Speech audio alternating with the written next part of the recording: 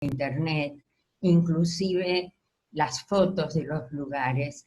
Así que yo voy a pedir que hagamos este paseo lo más rápido posible. Sí, si alguien tiene ganas de preguntar algo porque no me entendió, estoy dispuesta a entenderlo. Lo único que aclaro es que si no, nos va a tener que llevar más de 1 hora y no me gustaría estirarlo. ¿Puedo empezar?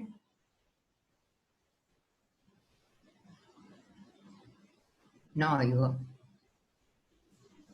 Cuando quieras podés empezar.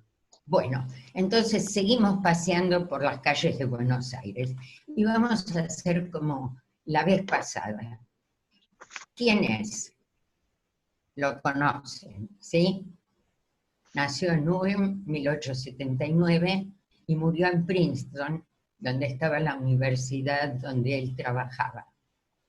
Todavía no lo reconocieron, entonces... Sí, Albert Einstein, Alberto Einstein. Perfecto.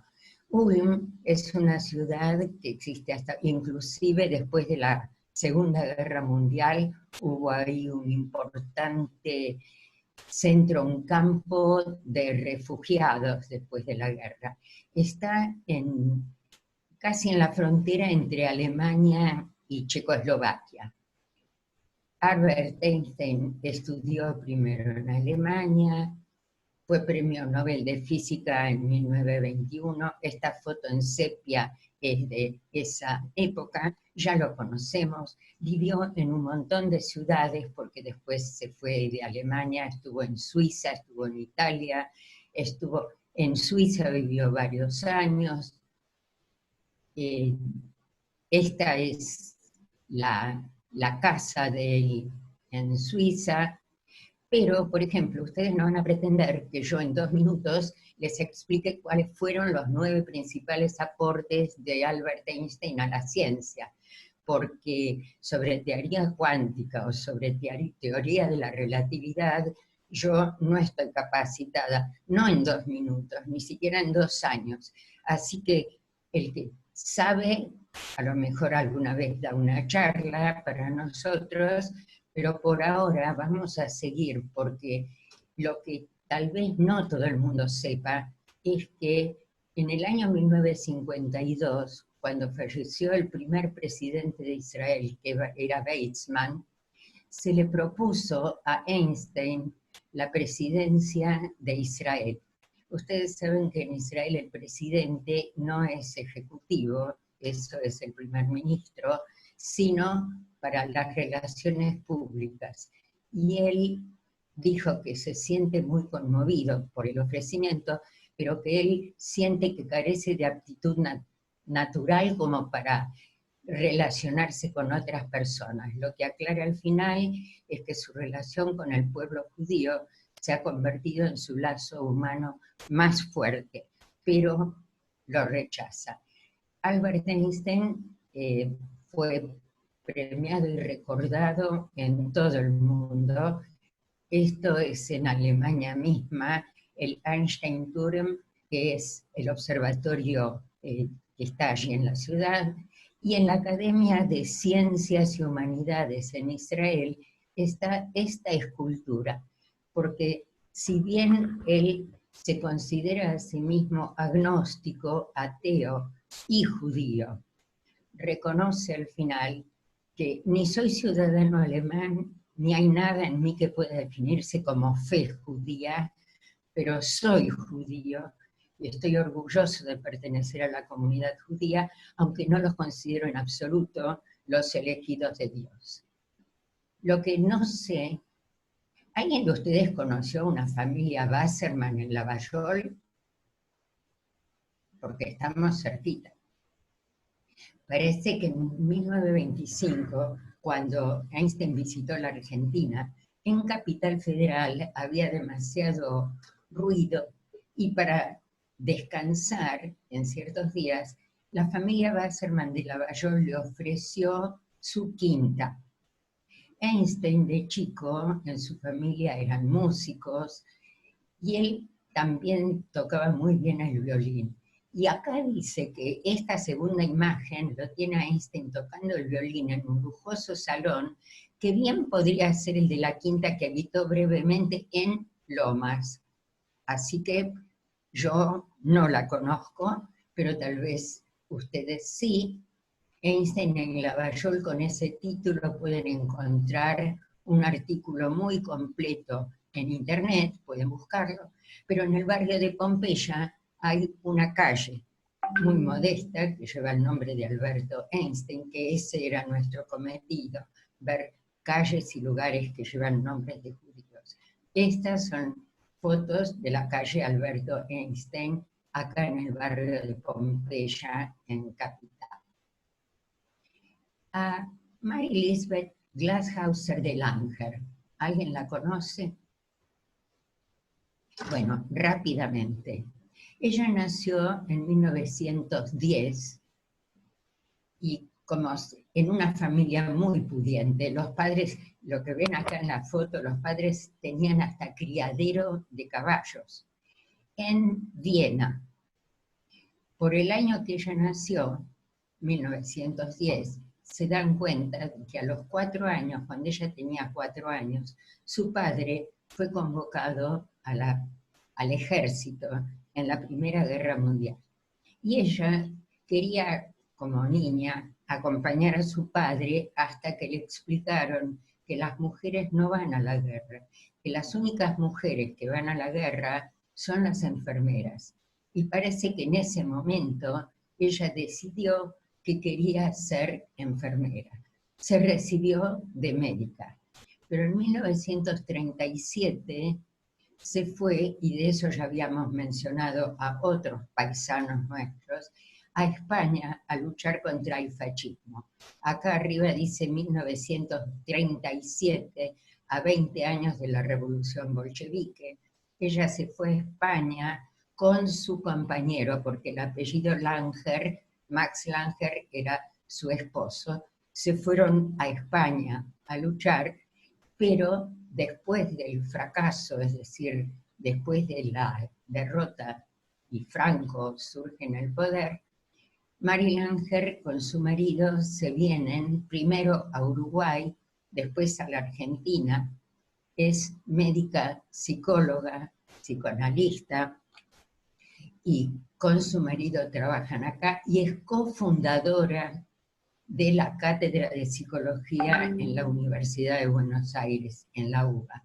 Escribe libros, después me enteré que era muy amiga, perdón, de mi ginecólogo, de mi obstetra con el que nacieron mis chicos, que una de sus obsesiones casi era maternidad y sexo, que tuvo muy dolorosa maternidad porque 2 de sus hijos después fallecieron, que escribió muchos libros sobre psicoterapia de grupo, que fue compañera de Pichón Riviera, a quien todos ustedes recordarán, que fundó los primeros grupos de psicología social, y que en la Facultad de Psicología de Rosario, Mimi Langer, como la conocían todos, tiene su nombre en el bar de la facultad.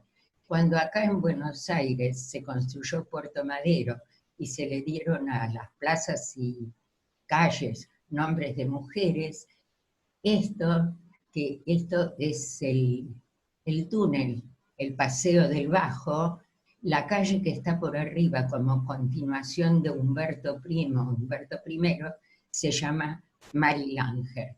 Y seguimos con nuestro paseito. Bueno, a este sí. ¿Quién es? A los 8 años hay una foto con papá, a los 16 con mamá. Muy ligado a su mamá.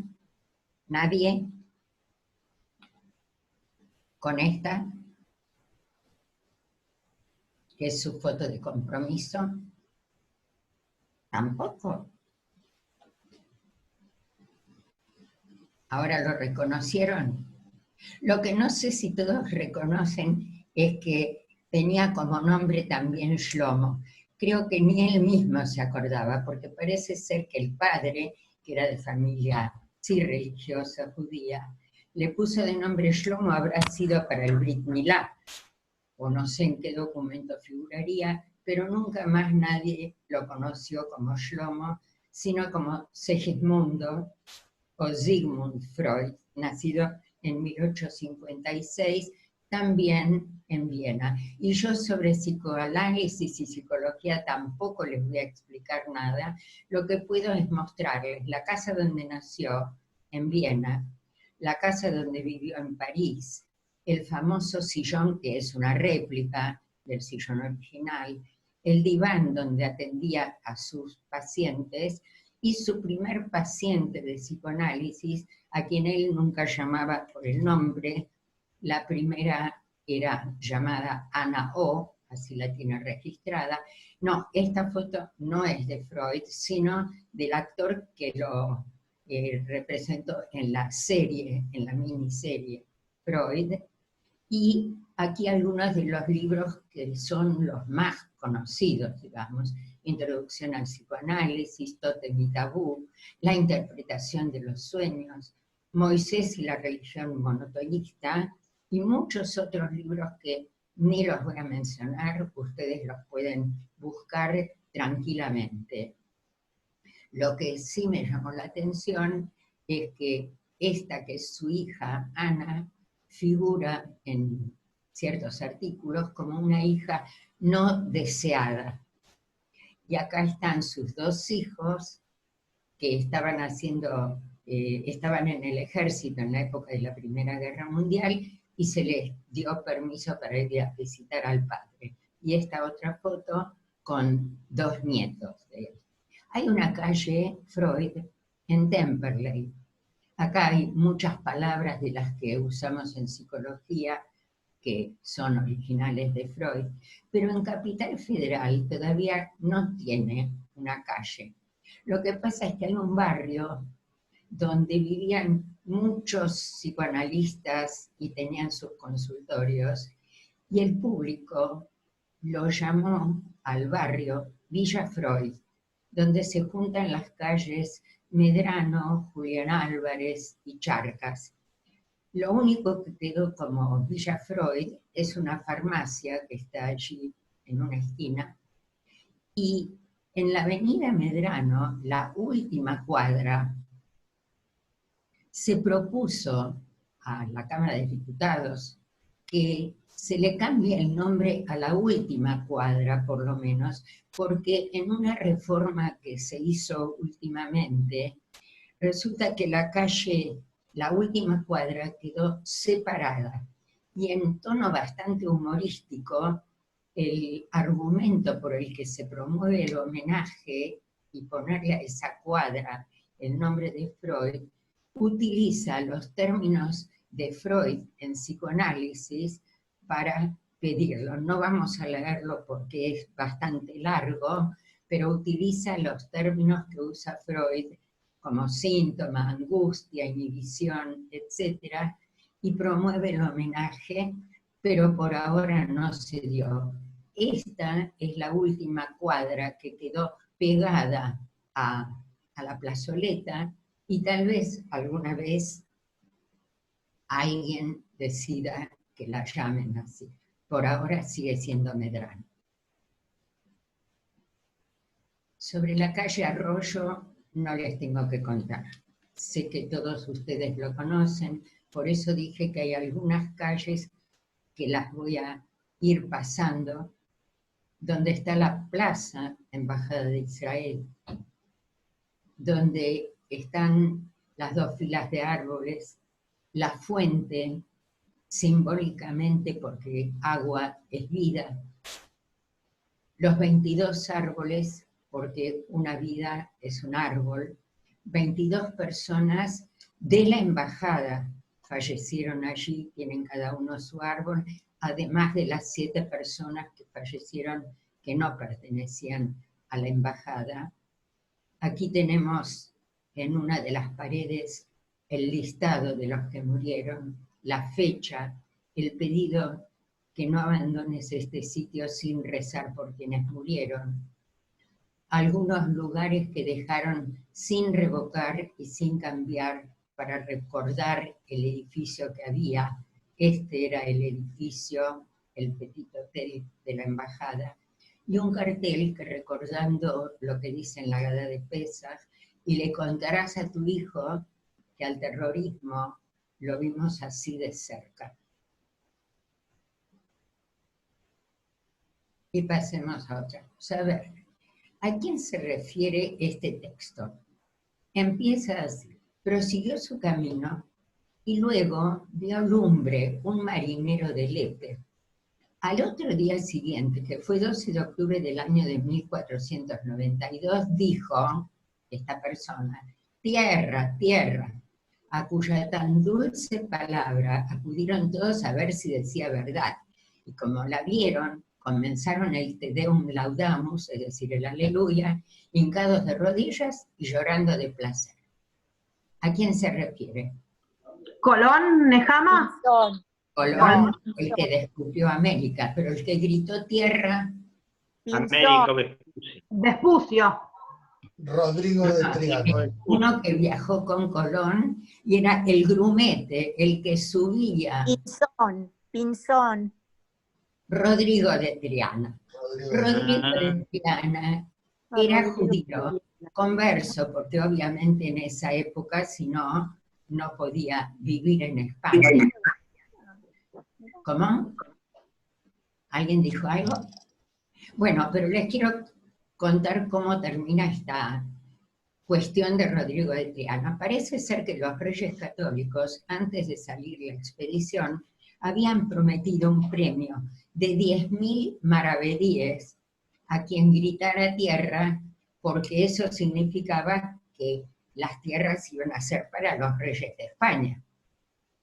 Además, como el viaje era muy largo, ya que mencionaste a Colón, Malca, Colón mismo prometió un premio más todavía, un jubón de seda. Y yo la verdad es que no sabía lo que era un jubón de seda. Rodrigo de Triana tiene en Villa Soldati una calle pegadita a la estación, y el jubón de seda es esto que encontré acá. Era una camisa muy rellena, será para el frío, porque parece que tenía plumas de ganso, etc. Pero resulta que cuando volvió la expedición a España, no se le cumplió la promesa. No sé si porque era judío converso o qué, pero no le pagaron ni los maravedíes ni el jubón de seda, por lo cual Rodrigo de Triana se enojó muchísimo, se fue de España, se fue al norte de África, a lo que se llama el Magreb, y volvió a la religión judía, según leí en algunos lados. Si encuentran otra historia, después me la cuentan. Rodrigo de Triana tiene su calle en Villa Soldati. Ahora vamos a ver. Alguien que tuvo formación de izquierda, vocación librera, todo eso se lo transmitieron los padres que venían de Rusia, él nació en Buenos Aires. Llegó a ser profesor honorario de la Universidad de Buenos Aires. Creó el Centro Editor de América Latina, aunque primero fundó Eudeva. Y la famosa frase, un fascículo más un libro, ¿quién de nosotros los mayores no habremos comprado libros en el kiosco que traían fascículos? Pero lamentablemente creo que muy pocos saben que esa persona se llamaba Boris Spivakov, que nació en Buenos Aires, que traía una cultura que también se la transmitieron sus padres, que en el año 1958 fundó la Editorial Universitaria de Buenos Aires porque él pensaba que los libros tendrían que ser accesibles a todo el mundo. Y en esa época los libros eran caros. Entonces decide editar libros en forma muy precaria en el sentido del formato, no con tapadura, pero libros baratos como para que todo el mundo tuviese acceso a la lectura. No sé si recuerdan la editorial Eudeva. Pero resulta que en el año 1966, cuando Onganía hace el golpe militar, él tiene que renunciar a la dirección de Eudeva. Entonces echa la ley, echa la trampa, renuncia a Eudeva y crea el Centro Editorial de América Latina en el 66. Spivakov sigue con toda su editorial, 1000 títulos parece que editó desde Eudeva y otros 5000 en el Centro Editor de América Latina. Y parece que se consideró que era un hombre del libro. No sé si reconocen acá atrás este edificio. El edificio, ¿qué edificio es? La Biblioteca Pública Nacional. La Biblioteca Nacional. Cuando se terminó finalmente, después de tantos años de construir la Biblioteca Nacional, la biblioteca misma decidió que una de las 2 plazas que la rodea lleve el nombre de Boris Spivakov. Es esta plaza que ustedes ven aquí, y quien estuvo en la biblioteca sabe que por la calle Las Heras hay que subir escalones. Allí está este cartel de la Plaza Boris Spivakov, Las Heras 2599, pero en la misma cuadra, en la mitad de cuadra, y no crea que sea casualidad, está el Museo del Libro y de la Lengua. Así que Boris Spivakov tuvo su reconocimiento, ya que se encuentra su plaza entre el Museo del Libro y la Biblioteca Nacional. Y seguimos un poquito. A este lo conocen. ¿Quién es? El tema César principal. Tiempo. ¿Quién? César Tiempo puede ser. Exactamente. César Tiempo. César Tiempo, exactamente, pero cuyo nombre original era Israel Zeitlin. Nacido en 1906 en Ucrania, vino con sus padres acá al barrio de Villa Crespo, y obviamente con su formación judía y porteña. Escribe muchos libros.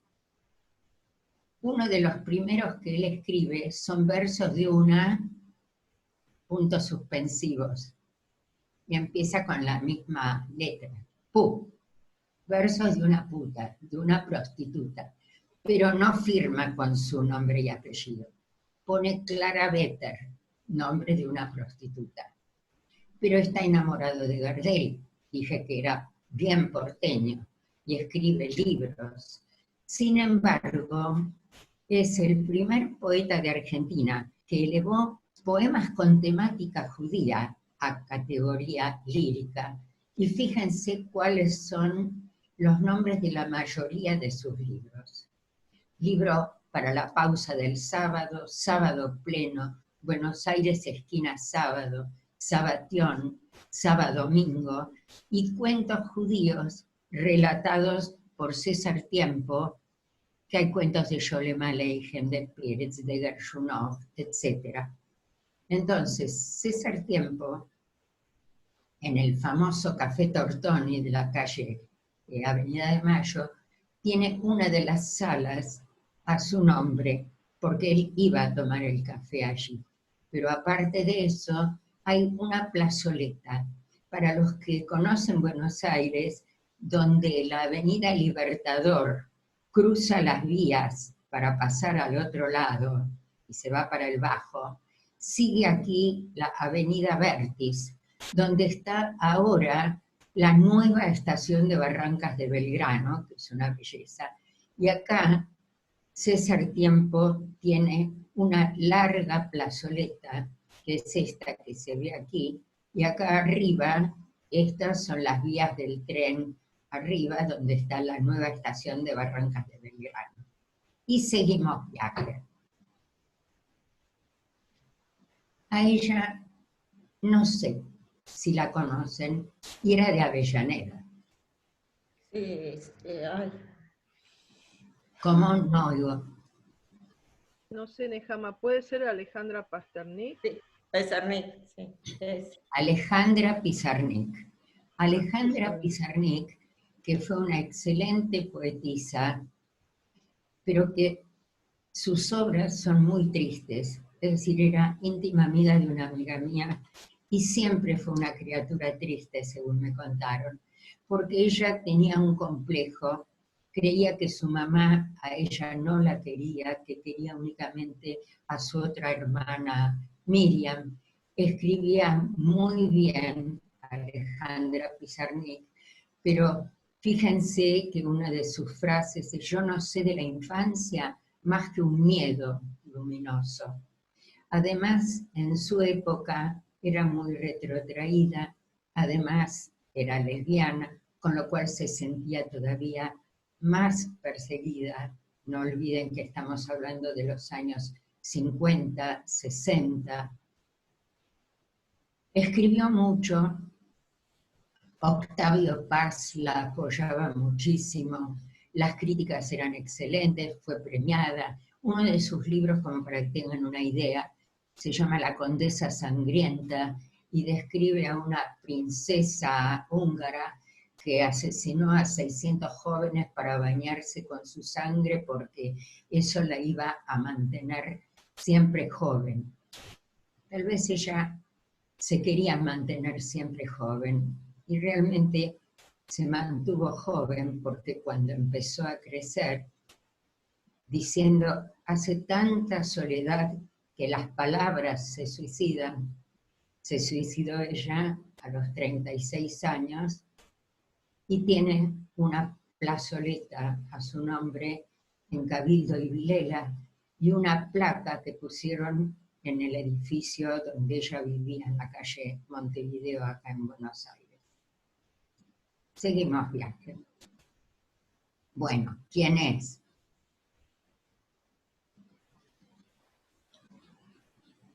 No. Nadie, no me digan. El gordito.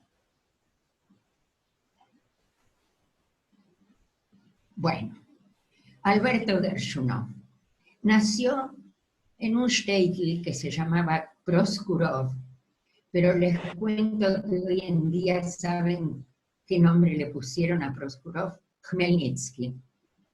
Ustedes a lo mejor se acuerdan cuando hablamos sobre shtetl de quién era Khmelnytsky, el autor de la danza de 1648 y 49. Así que imagínense el ambiente que se vivía en Europa, en ese shtetl, en la época en que los padres de Alberto Gershunov decidieron emigrar a la Argentina. Él nació en el 83, los padres llegaron en el 89 con los primeros inmigrantes que llegaron a la Argentina, y directamente fue a parar, como dice acá, de Proskurov a Moisés. ¿Ustedes saben algo acerca de lo que pasó con el papá de Alberto Gershunov? Bueno, el papá de Alberto Gershunov, fue uno de los primeros asesinados por un gaucho matrero en Moisés. Hay un libro de Javier Sinay sobre los crímenes, los primeros crímenes en Moisés, y él está enterrado, el padre de Alberto Gershunov, allí en el cementerio de Moisés. Pero ya muchacho, él se viene para Buenos Aires, es un importante escritor, y si yo les pregunto, ¿qué escribió Alberto Gershunov? Todos me van a contestar, ¿qué? Los gauchos judíos. Claro, pero Alberto Gershunov escribió un montón de libros. Lo que pasa es que como fue hecha la película, todo el mundo lo conoce, pero Alberto Gershunov escribió innumerables libros, entre ellos Entre Ríos, mi país, o Judío y Argentino. Los tres de abajo son acerca de Alberto Gershunov. Entonces, quiero comentar que esta en blanco y celeste es una colección de libros de una editorial Capital Intelectual, sobre la cual vamos a ver varios libros, que acá arriba tienen su título Jai Paisanos. Pero Alberto Gershunov tiene su calle bajada de la Avenida General Paz, rodeando un parque, el Parque Mujica, que está por Saavedra, y no voy a mostrarles una foto de una calle asfaltada de cemento, les muestro el parque que rodea la calle, que se llama Alberto Gershman. Y seguimos. A ver, a este muchacho, ¿alguien alguna vez lo vio? Bueno, yo tampoco lo conocía hasta que me pasaron ese listado de calles de Buenos Aires, y escuchen esta, encuentro esto, se llama José Aarón Salmón Feijó, un universitario asesinado, así salió en los diarios, en 1945, cuando estaba llevando comida a jóvenes que estaban en huelga. Pero buscando datos, ¿saben qué encontré?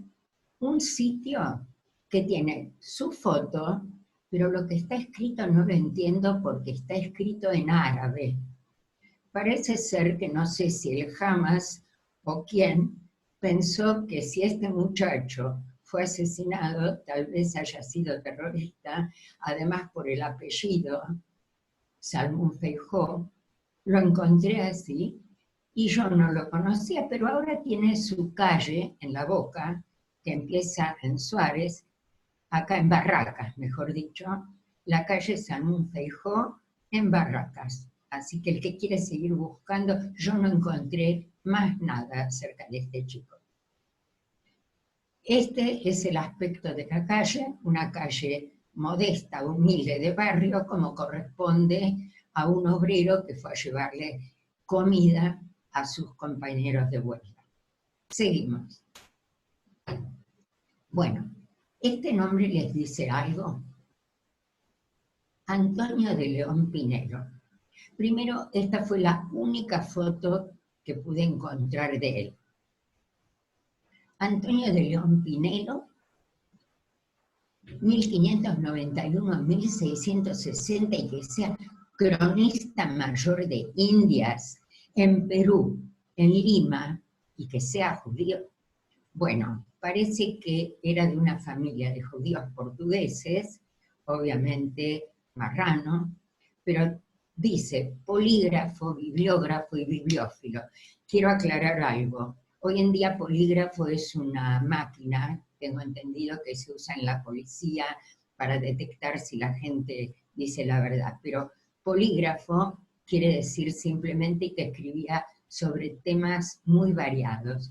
Y cuando quise buscar más información, les cuento como anécdota, encontré un himno de la Escuela León Pinelo de Perú, de Lima, que a lo mejor Leo la conoce, pero resulta que es un himno donde habla acerca de su lealtad a las dos patrias, al Perú y a Israel.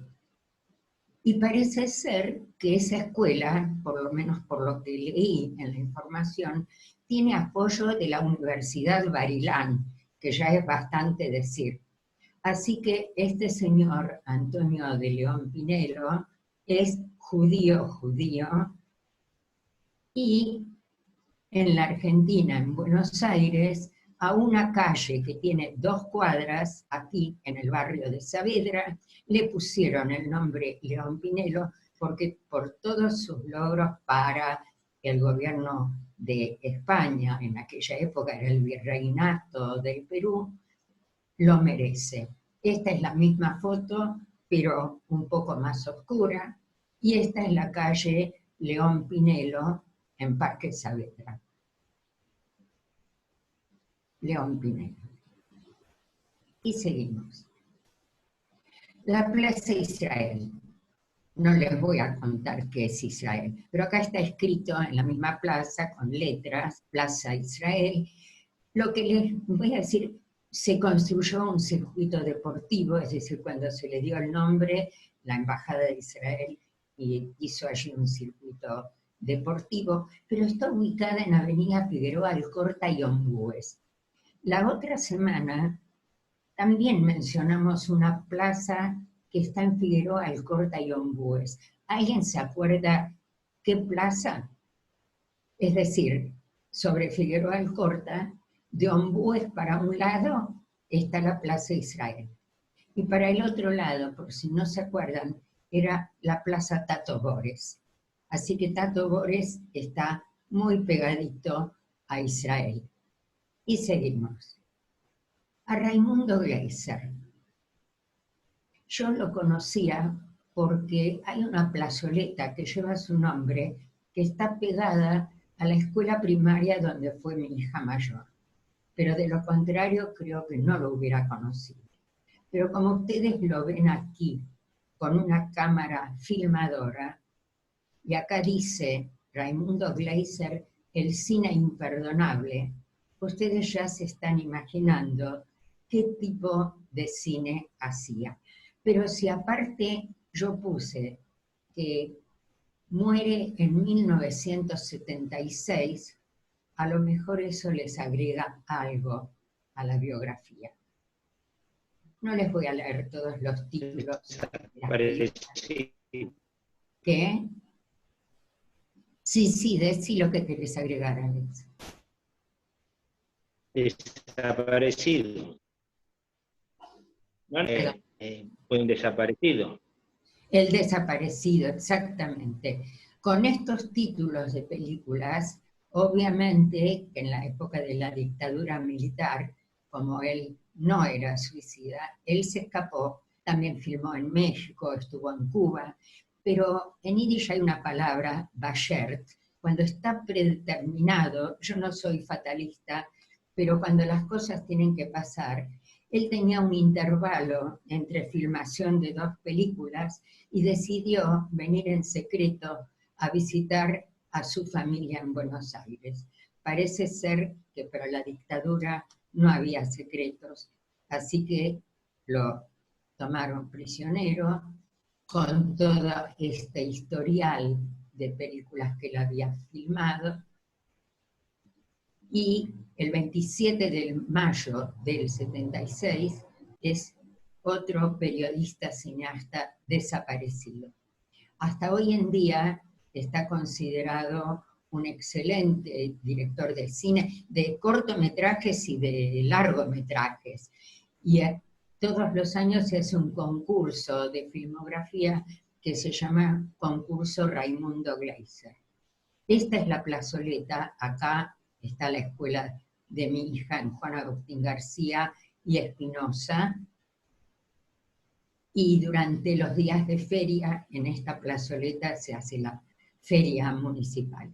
Y acá está otra placa que pusieron en memoria de este chico judío que era Raimundo Gleiser de la Paternal.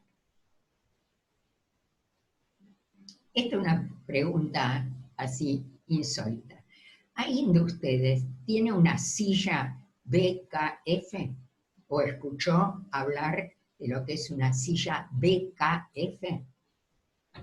Aclaro que aunque sea silla, tuvo en 1940 el Premio Nobel de la Comisión Nacional de Cultura y primer premio de la Comisión Nacional de Bellas Artes.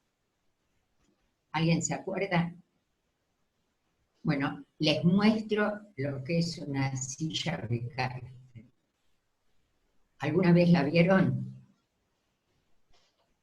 Bueno, parece ser que este diseño no solo fue premiado en la Argentina, sino que en todo el mundo recibió premios y fue considerado el mejor diseño en su momento en los años 40.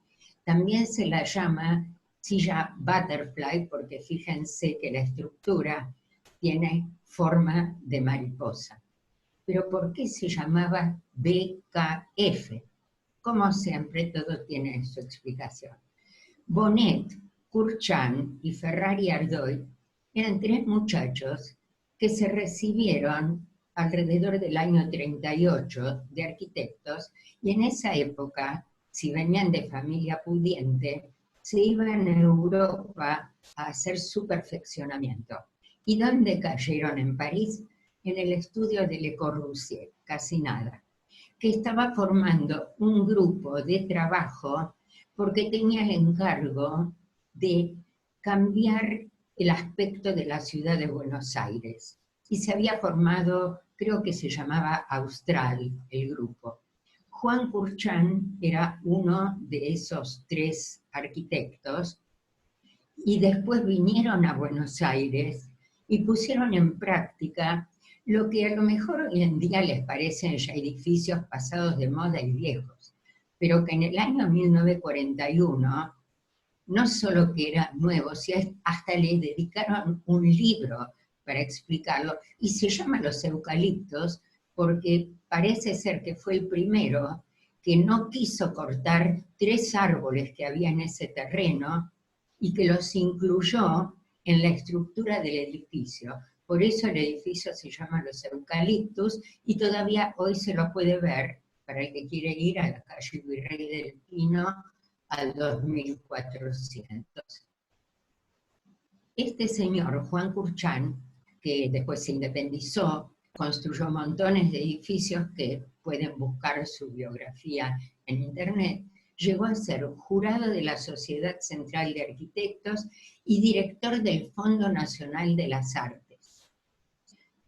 Y ahora, algo que ya conocen, para quienes estuvieron en la clase anterior, este mapita, no sé si se acuerdan, fue el primero que mostré, porque acá habíamos empezado por la Costanera, y yo les había mostrado después esto, y dije, en este circuito de la Costanera, cuando se sacaron los restaurantes y los puestitos, se hizo la reforma y se instalaron 8 plazas, de las cuales la más grande, que era esta que vimos la semana pasada, era la que se llamaba Vladimiro Acosta.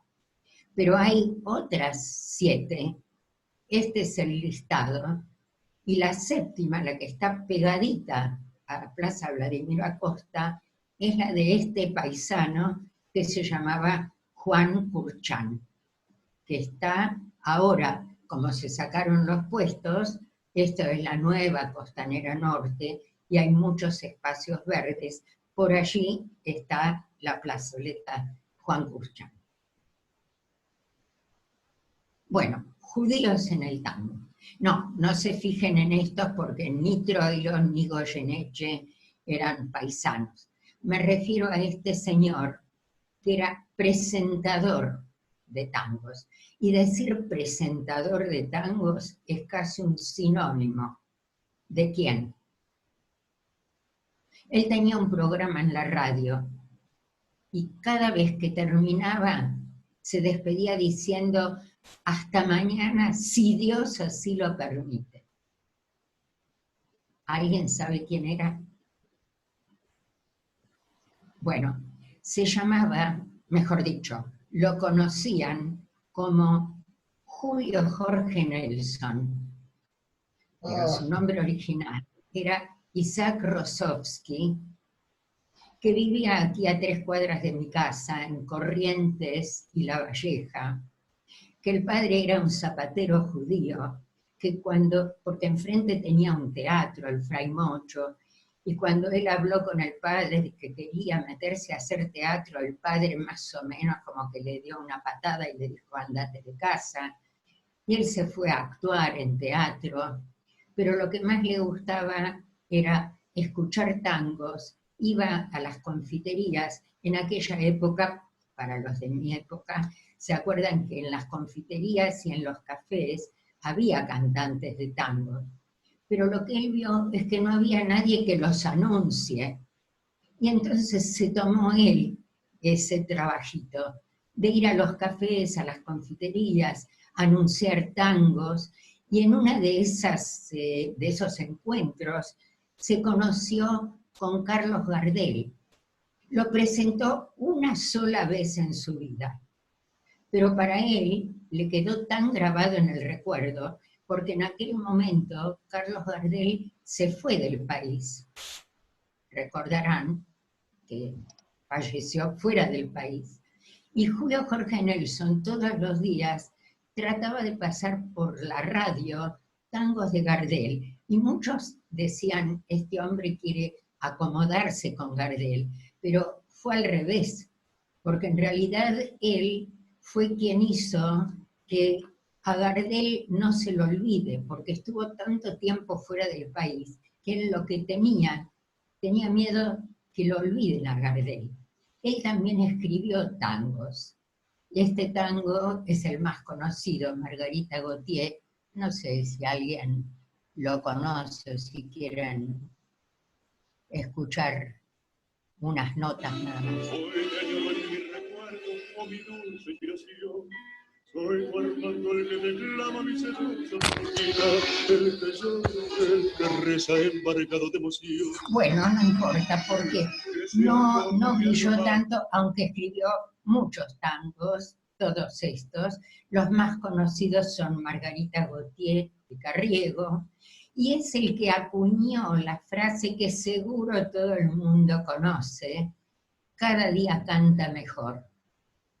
Él inventó esa frase refiriéndose a Gardel. Imagínense el dolor que sintió cuando se enteró que Gardel había fallecido en el accidente de aviación. Y hoy tiene también su lamentablemente pobre triangulito, plazoletita, en Elcano y Superí, bastante poco cuidada, pero por lo menos hay un recuerdo al hombre de Buenos Aires. Y hago un comentario más. Los judíos en el tango estuvieron mucho. Hay libros acerca de los judíos en el tango, pero como músicos, como compositores, porque la mayoría de los judíos, especialmente los que venían de Europa con tradición klezmer, todos sabían música, pero lo que no practicaron fue el canto. Y posiblemente porque había demasiado antisemitismo como para visibilizarse o hacerse oír cantando tangos. Algún día podríamos también hacer una charla sobre los judíos en el tango. Sobre Yitzhak Rabin no voy a decir nada. Acá dice que fue jefe de Estado Mayor, quinto primer ministro, pero agrego, el primero que era Tzabra, el primero nacido en Israel, Premio Nobel de la Paz, porque firmó en septiembre del 93 los famosos tratados de Oslo con Arafat, en octubre del 94 con el presidente, con Hussein de Jordania, pero también recordamos que al año siguiente, en el 95, fue asesinado en esta plaza que tenía otro nombre, pero que a partir de ese momento se transforma en Kikar Rabin, la plaza Rabin, que está enterrado en el monte Herzl en Jerusalén, que cuando fallece su esposa Lea la entierran junto con él ahí, y que en este momento, hace un par de años, se le dedicó en Buenos Aires, en un lugar que ustedes lo considerarán, pero para mí es sumamente importante, una plazoleta, un bulevar que separa en el centro la avenida 9 de Julio entre Cerrito y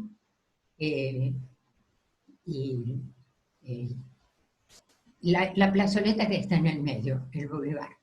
Ahora, este bulevar tiene 4,5 metros de ancho por 125 de largo, es decir, más de una cuadra. Pero fíjense entre qué calles. Juncay y Arroyo. Y recién hablamos de Arroyo también. Está cerca de uno de los principales accesos, pero quiero que vean, porque si ustedes entran en internet, también van a encontrar que esto fue todo un proyecto de Verde Buenos Aires, y fíjense que le pusieron palmeras, tal vez para recordar el país al que pertenece Yitzhak Rabin. Yo cuando estuve el año pasado en Arroyo, creo que debe ser el apuntalamiento cuando colocaron las palmeras, porque yo no lo vi. Pero eso es la plazoleta Yitzhak Rabin, que tiene más de una cuadra de largo, ¿sí? Y nos vamos. A Elsa Rabinovich de Levenson, honestamente, nunca la había oído nombrar. Era madre de Plaza de Mayo porque su hijo, Bernardo Levenson, era desaparecido del 76 y ella quedó al cuidado de su nieto. Pero es de una familia de gente muy de izquierda y finalmente en el año 77 también fue llevada prisionera y se cree que falleció en uno de los vuelos de la muerte. Tiene su plazoletita al lado de la autopista 25 de Mayo, la Plaza Elsa Levenson, entre Sarandí y Rincón. Bueno, esta abnegada enfermera, no creo que nadie la conozca, pero acá voy a agregar algo. Dice Rosa Pavlovsky, exiliada rusa que se recibió de médica en París, que ayudó en la lucha contra el cólera en Mendoza, y Fenia Chertkov, rusa, tuvieron destacada actuación en el socialismo. Ahí ya se nos entrecruzan los caminos, porque la semana pasada nos dedicamos a Fenia Chertkov. Quiero hacer una aclaración. No es que Rosa Pavlovsky se recibió de médica en París y vino para acá. Voy a aclarar algo. Rosa Pavlovsky vino con su familia porque el hermano era ingeniero agrónomo y fue contratado por el gobierno del presidente Roca para desarrollar en Argentina la vitivinicultura. ¿Y vitivinicultura dónde se va a desarrollar? Entonces la familia se fue a vivir a Mendoza. En Mendoza, ella ayudó como enfermera durante la epidemia de cólera y quiso cursar su carrera de médica acá en Buenos Aires. Vaya a saber uno por qué, pero no la aceptaron en la Universidad de Buenos Aires y entonces tuvo que costearse el viaje de vuelta a París, a Francia. Allí terminó, se recibió de médica y volvió a la Argentina y trabajó en Argentina no solo como médica, sino como profesora universitaria y figura en este libro como las primeras mujeres de la medicina universitaria argentina, es decir, como la reconocerán, la primera a la izquierda, Rosa Pavlovsky.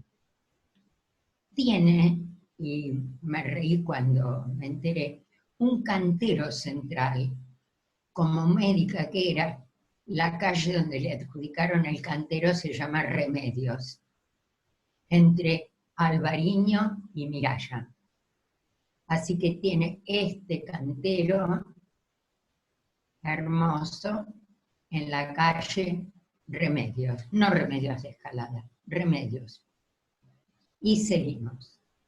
Bueno, a Marshall no se lo voy a presentar a ustedes, en todo caso Leo alguna vez podrá dar una charla, pero lo único que voy a sí decir es que nació en Brooklyn en 1930, que vino para la Argentina es decir, parece que el rabino Schlesinger, así me la contaron, que el rabino Schlesinger en 1958 quería instituir el movimiento conservador y pidió a Nueva York que le manden a algún rabino. Y en el año 59 vino Marshall con su flamante esposa, con Nomi, y trabajaron aquí con mi rabino, es decir, con el rabino Ederi, en el templo de la calle Libertad, porque querían darle vida más que nada a la juventud. Mi yerno estuvo ahí en Ramá, y después, cuando la gente mayor parece que se puso un poco más pesada y no le gustó tanta novedad, se abrieron, crearon la escuela Betel en Sucre y Conde, el seminario rabínico en 1962, esta es la escuela, actualmente la escuela Betel y el templo, pero ya para esa época, posteriormente, el rabino Marshall Mayer, cuando es la época de la dictadura militar, se ocupa también de los derechos humanos. Y esta es la credencial de Marshall como miembro de la CONADEP. Yo sobre eso no voy a hablar ahora, pero sí sobre su legado que está en estos dos libros. El otro día mencionaron que en Ivrit era Atem Eidai, es el logo del seminario rabínico, ustedes son mis testigos, ahí él escribe todas sus memorias, y él impulsó el nombre Nunca Más para el famoso libro, tomando en cuenta las palabras de la rebelión en los guetos, el Nunca Más. Como les dije antes, esta es una serie de paisanos de Capital Intelectual, que también tiene un libro dedicado a Marshall Mayer, y Marshall Mayer tiene una plazoleta. La calle se llamaba Donado.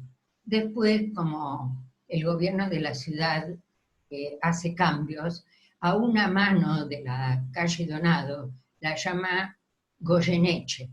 Y sobre esa calle Goyeneche hay varias plazoletas, una se llama Edmundo Rivero, pero a una le ponen Marshall Mayer.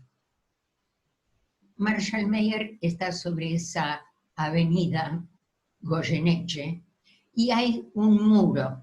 Entonces se hizo el año pasado, creo, un concurso para hacer un mural dedicado a Marshall Mayer para pintar en esta pared. Y ese concurso lo ganó alguien que no me acuerdo ahora cómo se llamaba, tiene un seudónimo, creo que Menta es el seudónimo, pero que dice: marchar es como rezar con los pies. Que parece que fue una famosa frase del rabino Marshall Mayer. Se inauguró en diciembre del 19, pero según leí, ya lo grafitearon, ya lo arruinaron, no sé si será nuevamente arreglado, porque en estos momentos estamos aquí, pero este fue un homenaje a esta figura de Marshall Mayer. ¿Quién fue el padre de la televisión argentina? Vamos. Romay. ¿Romay o me equivoco, Nehama? ¿Cómo? ¿Romay? Fue un gran hacedor de la televisión, pero el que introdujo, el que trajo, no el que hizo programas, porque Romay sí fue el que más programas hizo, y muy amigo de los judíos, inclusive lo tenemos en Ivo, en el museo, etc. Pero el que trajo las primeras cámaras de televisión, ¿quién fue? Sí, el que fundó Canal 13, ¿no? Yanowski, ¿no? Yankelevich. No, En realidad, algo con G. en realidad fue el primer canal. En realidad vamos a empezar un poco antes, porque este señor se llamaba don Jaime Yankelevich. Sí. Vino con su familia de Bulgaria, en 1895 nació, pero vino con su familia a Entre Ríos, eran 7 hermanos. Decidió, el padre tenía ahí en Entre Ríos un negocio de artículos eléctricos, así que eso era lo que él conocía.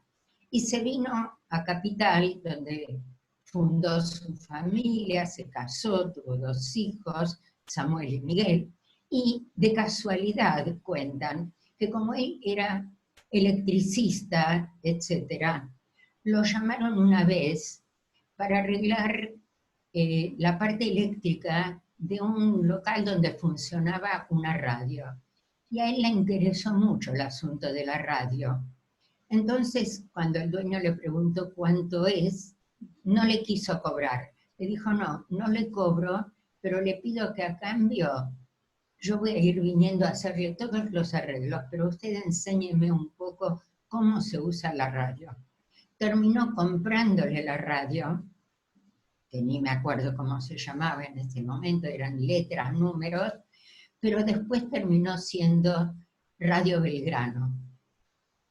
Pero con Radio Belgrano tuvo muchos problemas. Parece ser que en la época de Perón, según leí, eso no lo escuché, pero parece que estaba transmitiendo por Radio Belgrano un programa en que Perón despedía en el barco a Evita, que viajaba, y parece que hubo una interferencia diciendo, no le crean, es todo mentira, es un mentiroso, pero parece que Perón no se la creyó, le cerraron la radio, tuvo muchísimos problemas, después la tuvo que vender, pero tuvo otro problema más grave y personal. Él tenía, es decir, esta era la casa que él se instaló acá, y de casualidad también en la calle Entre Ríos, se ve que Entre Ríos le tiraba mucho. Pero tenía 2 hijos, uno de los 2 hijos falleció muy jovencito. Era un chico que le interesaba todo mucho, y había escuchado que en Estados Unidos había televisión, y él estaba interesadísimo en televisión. Y cuando el hijo murió, Yankelevich decidió invertir lo que hiciera falta como para darle el gusto a su hijo aún después de fallecido. Y compró esta cámara que está como en un museo. Fue la primer cámara de televisión que trabajó en el primer canal, que era el canal estatal, el único canal que había, y se inauguró, fíjense ustedes, en el año 51, se inauguró en 1951 el 17 de octubre, porque Evita lo pidió, porque ella ya estaba muy, muy enferma, y ella quería aparecer, así que se inauguró el canal estatal en 1951, el 17 de octubre, pero él también estaba muy enfermo, y él también falleció en 1952. Tiene también su libro en esta colección, pero a quienes sí conocemos es a su nieto, que es Gustavo, que hace unos años recibió el premio a Jaime Yankelevich, al padre de la televisión, en nombre de su abuelo, que está casado con Cris Morena, cuya nieta, es decir, bisnieta de Jaime, ¿se acuerdan de quién era la que falleció? ¿Sí? Romina Yan. Romina Yan. Romina Yan, y el nieto Tomás, que creo que está en Canal 11, no sé dónde está. Bueno, él tiene una hermosa plazoleta en La Boca, acá, esta manchita verde es la entrada, en Ruiz Díaz de Guzmán y Pinzón, en La Boca, pero está muy bien cuidada, muy bien adornada, con hermosas esculturas, así que si alguna vez quieren tomar aire cuando se termine la cuarentena, los invito a visitarla. Bueno, sobre Shoah, obviamente no les voy a contar nada. Supongo que la mayoría de ustedes conoció esta plaza, la conoce, es donde en una época estaba la llamada Paseo de la Infanta. Esta plaza fue proyectada y se iba a inaugurar un año antes, en el 2015, pero se acuerdan de lo que pasó en el 2015, con el asunto del asesinato de Nisman y los problemas de Amia Hidaya con el gobierno, se pospuso, se postergó, entonces recién se inauguró el 25 de enero del 2016. Se llama Plaza de la Shoah, y este primer bloque negro que ven acá, dice acá, Monumento Nacional a la Memoria de las Víctimas del Holocausto Judío. Este es uno de los carteles de la entrada a la plaza. Pero cuando yo les diga qué es esto, van a ver que no es solo de la Shoah, porque en estos bloques, primero les explico, en el proyecto de arquitecto e ingeniero, quisieron imprimir en cada bloque objetos de uso diario, para recordar que la gente que murió en el Holocausto era gente como uno, gente que trabajaba, gente que se vestía, hay ropa de chicos, bicicletas, ruedas, escaleras, objetos diarios, pero el número de bloques. Yo sé que así no les dice nada, 114, pero si yo le digo que 114 es la sumatoria de 29 más 85, ¿qué les dice? No hace Las falta decir. víctimas Que del murieron atentado de en la AMIA. embajada y el No es, atentado de la... exacto, no es solo un recuerdo de la Shoah, sino que también la Shoah que se vivió en Buenos Aires en esas dos oportunidades. Un acercamiento de lo que tienen los bloques, Monumento Nacional de la Memoria de las Víctimas del Holocausto Judío, dice en uno de los bloques que hay en la plaza, y también tiene un paseo, como en Jerusalén, sobre Hasidei Umot Haolam, es decir, nombres de algunos de los justos de las naciones. ¿Se acuerdan? Eran aquellos que habían ayudado a escapar judíos, los que dieron visas, etc.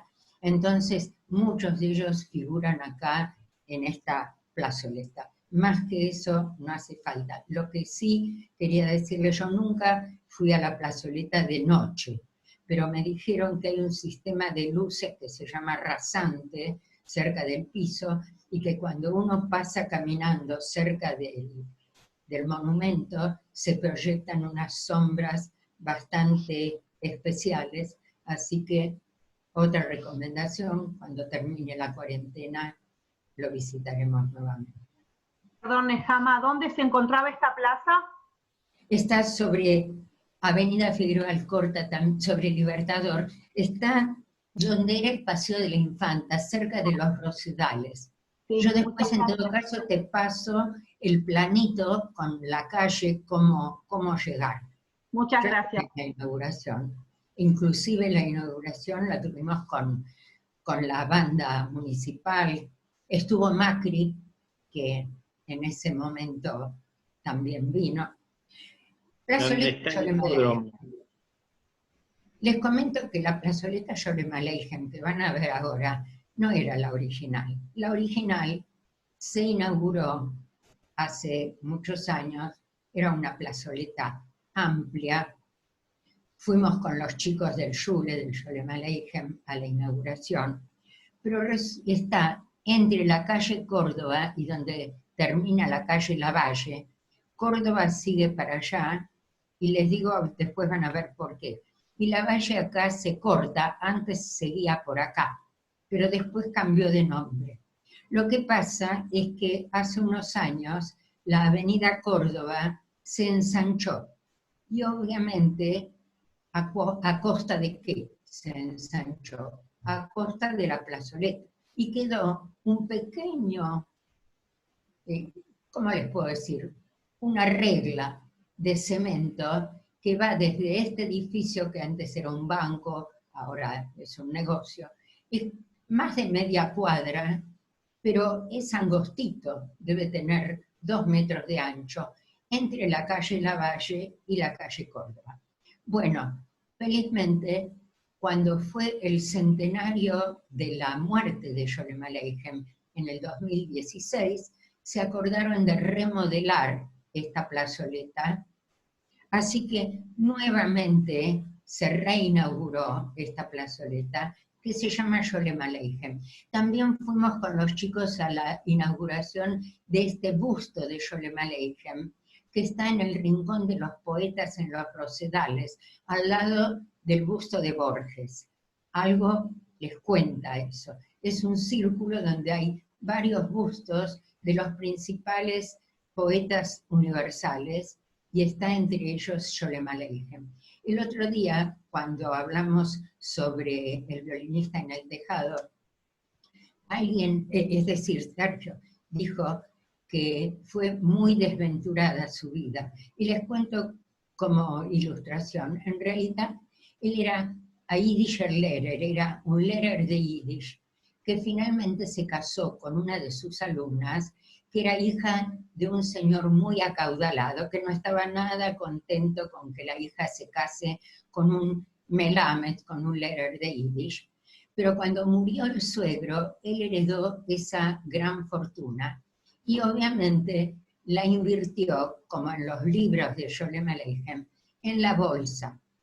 Ahora les voy a contar un poco humorísticamente, pero con mucho dolor, que la Argentina tuvo un poco la culpa en la ruina económica de Sholem Aleichem, porque la Argentina en esa época no pagó su deuda externa a un banco de Londres en el que Sholem Aleichem tenía invertidos sus ahorros y su dinero, por lo cual fue a la quiebra, y tan es así que su suegra, con la cual vivía en la misma casa, porque al ser viuda compartían la casa, durante 20 años la suegra no le dirigió la palabra. Pero él escribía con humor acerca de las desventuras de toda la gente, de sus congéneres, y eso es un tema muy universal. Así que ahora tenemos esta plazoleta vista desde la calle Córdoba. ¿Y por qué hago hincapié? Porque la calle Córdoba sigue hacia la derecha, pero donde está la calle Lavalle, la continuación, hace años, después del surgimiento de la Medina, cambió de nombre por el nombre Estado de Israel. Es decir, que como vimos en la película El violinista en el tejado, la gente de Anatevka o Sholem Aleichem desembocan también, la gente era la que se iba al Estado de Israel. Y la calle, la avenida Estado de Israel, son unas 10 o 12 cuadras que empiezan aquí en Gascón y hacen su recorrido hasta que se cortan en la esquina de mi casa, en Corrientes y Estado de Israel, donde empieza Ángel Gallardo. Y en la primer cuadra de Estado de Israel está este edificio, que es el edificio del Club Náutico Acoaj. ¿Casualidad? Bueno, lo único lamentable son todas estas pósters que tenemos que tener delante de las instituciones. ¿Y quién lo conoce? Otra vez voy a hablar de mí. Era compañero mío los años del seminario. Venía de una casa religiosa. El padre era Moil, el padre era Moil y cantor y Hasn, pero él escribe, se desvía un poco de sus caminos, escribe un libro que ya es un clásico de la literatura argentina, Cabecita Negra, y otro libro simbólico que es Requiem para un viernes a la noche. ¿Alguien lo conoce? Se llamaba Germán Rosenmacher. Germán Rosenmacher, después que terminó el seminario, era peronista, se dedicó a la literatura, por eso su libro Cabecita Negra. El padre más o menos que lo echó de la casa, pero peor aún, les cuento como anécdota también. Una vez estábamos en el bris de un sobrino mío, me acerqué porque el Moy era el padre, y le dije, soy compañera de Germán, mándele saludos a su hijo. La respuesta fue, yo no tengo hijo, porque Germán se fue a vivir con Clarita, que no era judía, y para el padre, como en el violinista con Java, él ya no tenía hijo, y por eso su libro, Requiem para un viernes a la noche. Toda la literatura de él está compendiada online, están obras completas para el que quiera leerlas, son casi 1000 páginas, pero están todas en PDF en internet, así que buscan Germán Rosenmacher, obras completas, y así como Raimundo Gleiser tiene su concurso de filmografía, Germán Rosenmacher tiene un concurso literario de cuento corto y poesía. Fue escritor, periodista, dramaturgo, todo esto ya lo dijimos, y tiene una plazoleta, para el que conoce la plaza principal de Devoto, la primer plazoleta que sale por la avenida del Carril, acá dice Cantero, porque son canteros en el medio de la calle, Cantero Germán Rosenmacher, que tiene este aspecto, en Salvador María del Carril, que es la avenida. Y ahora estamos llegando al final, ya nos falta poco. ¿Quién es? Maimónides. Muy bien. Maimónides, nacido en 1135 en España. Obviamente, plena época de la Reconquista, si bien todavía no llegamos a la época de los Reyes Católicos. Tiene muy buena convivencia con los musulmanes, pero ya empezó la Reconquista de Toledo. Finalmente, este señor, que se llama Rabbi Moshe ben Maimón, se va de España, pasa por Israel, pero va a parar a Egipto, donde es médico del sultán, filósofo, rabino, teólogo, legislador, juez, físico, astrónomo. Yo no puedo hablar de todas esas cosas. Sobre los principales libros de Alajá, es decir, Yad HaZaká, que son 14 tomos, que hable Leo en todo caso, y sobre Guía de los Perplejos también puede hablar Leo, pero como médico es muy, muy reconocido, al punto que acá en Buenos Aires se le dedicó una plazoleta que está pegada al Hospital de Clínicas y a la Facultad de Medicina. Comparte plaza con Hussein. ¿Se acuerdan de Hussein? Premio Nobel, ¿sí? Y esta plaza está sobre la calle Córdoba.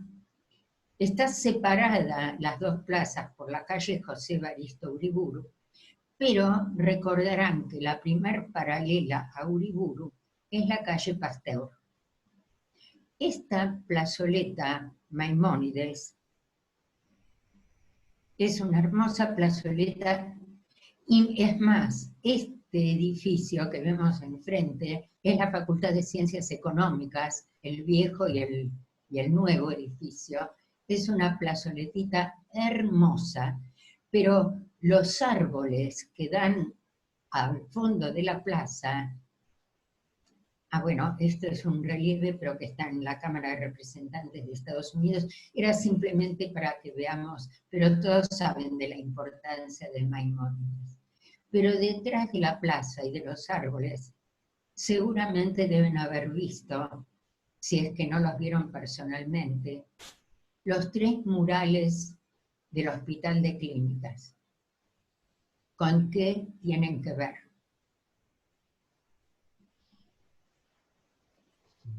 Con el atentado. Por el atentado a la Hospital de Clínicas y Atentado a la el AMIA. atentado a la AMIA.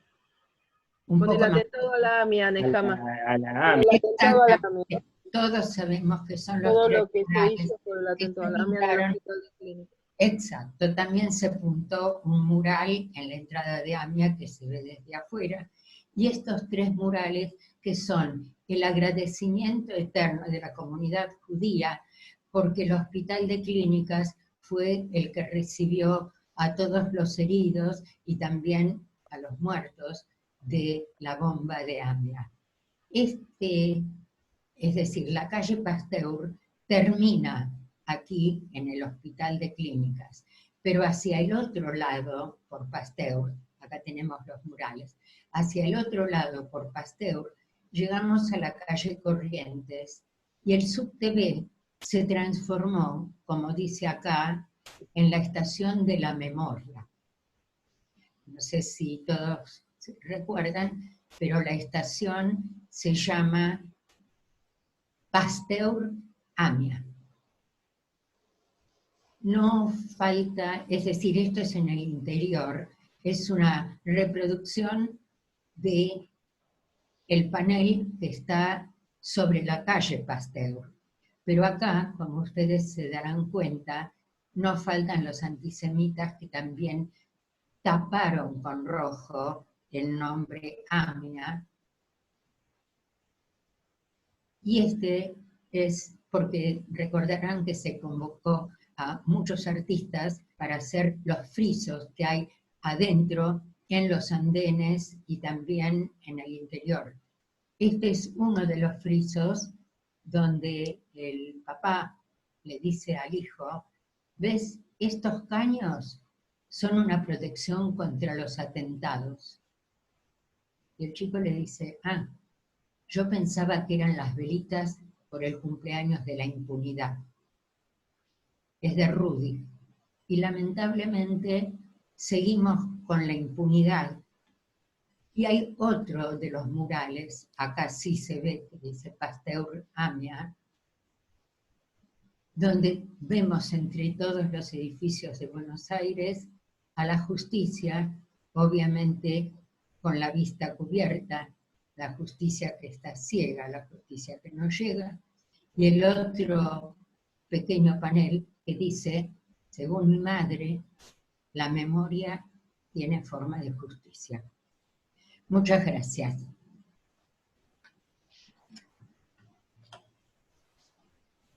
Bravo, bravo, Nehama. Nehama, bravo, bravísimo.